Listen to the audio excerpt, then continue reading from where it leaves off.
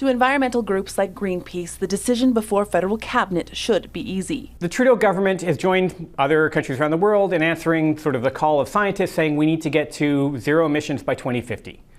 And so we say you can't actually approve a massive new oil sands mine to operate until 2067 if you say we're going to be off fossil fuels 17 years earlier. But getting to net zero isn't necessarily the same as getting off fossil fuels entirely.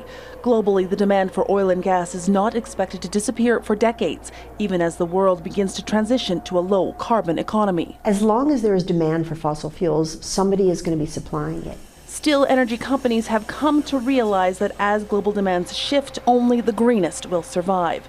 It's why over and over major players in the industry from BP and Teck to Repsol and Cenovus are making the same promise, pledging to be carbon neutral by 2050. All these large companies really do have to be making this sort of a move at this point. There is a huge drive from the investment community with very, very large funds having stated that they're not going to invest in fossil fuels, and one of the main reasons has to do with the greenhouse gas emissions. The net zero pledge isn't the same across the board. For a company like Teck, the promise only covers its production methods. It's actually not that hard because they're not talking about making their end product net zero. They're just saying our operations by 2050 will no longer use oil and gas to fuel them. Will no longer create CO2 emissions.